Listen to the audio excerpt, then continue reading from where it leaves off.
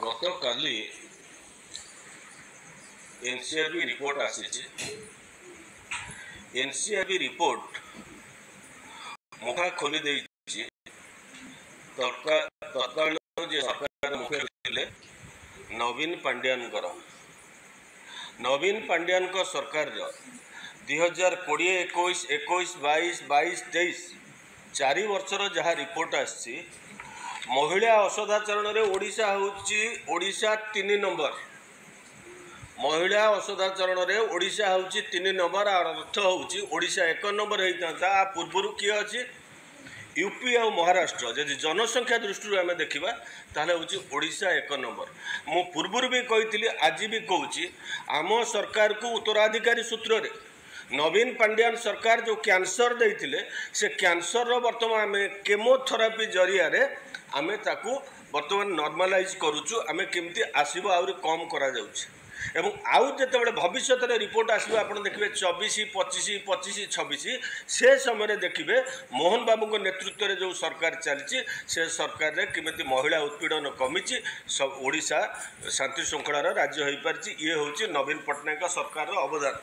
ए सरकार समय कोन होइछि सुनिले आश्चर्य हेबे। नवीन पांड्यान दान कोन होइछि जे यही रिपोर्ट अनुसार महिला विरुद्ध में अपराध देश में ओडिशा तृतीय स्थान में अनुसूचित जनजाति विरुद्ध में मामलार हूँ 4th स्थान।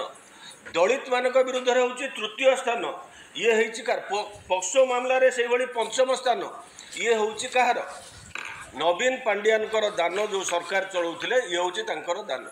आहरी दुख हूँ छोट छोट शिशुठू आरंभ कर महिला समस्ते सामग्रिक भाव जिते वर्ष शेष में दंडित हार केते नवीन पांड्यान दान कौन थिला? दंडित हार हूँ मात्र 9%।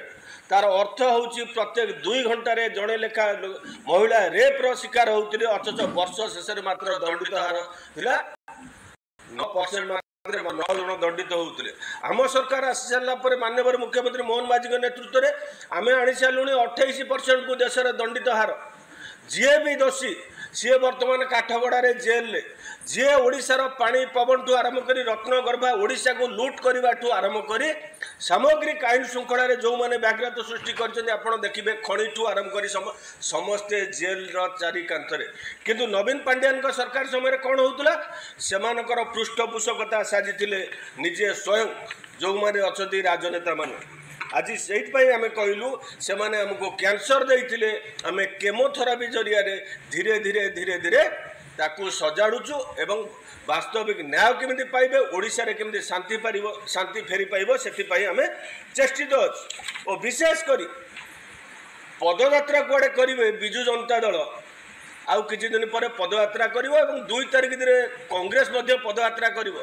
पदयात्रा रे एनसीआरबी रिपोर्ट को बड़ बड़ प्लाकार्ड करके बैनर करके बेकर झुलेकी जाइए लोक देखातु जे ओडिशा सामग्रिक भाव नारी न्याय रे 1 नंबर थिला। ये हूँ नवीन पांड्यान दान थिला। एक लोक जना जो कांग्रेस दल हो कि बिजु जनता दल हो जो मैंने पदयात्रा करेंगे ओडिशा विधानसभा को जो मैंने बंद करके रखुते से ज्ञान उदय हवा उचित जे ओडिशाटा को कौ भाव कौ टाइप शासन दिखाई ओडिशावासी बुझी बोली से सरकार को बंगोपसागर फिंगिचन।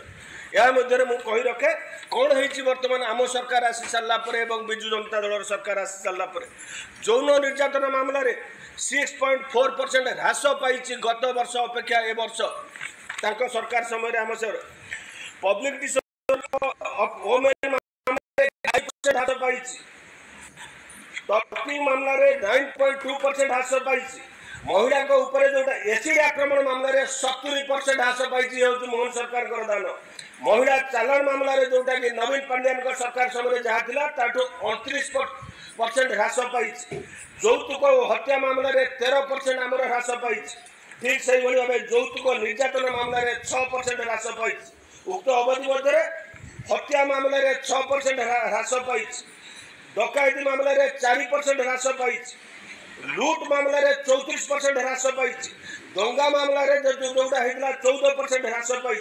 सिंधी चोरी में 3% ह्रास पाई। ये हूँ सरकार विशेषकर नवीन पांड्यान सरकार और मोहन बाबू सरकार भितर ये हूँ कंपेरिजन।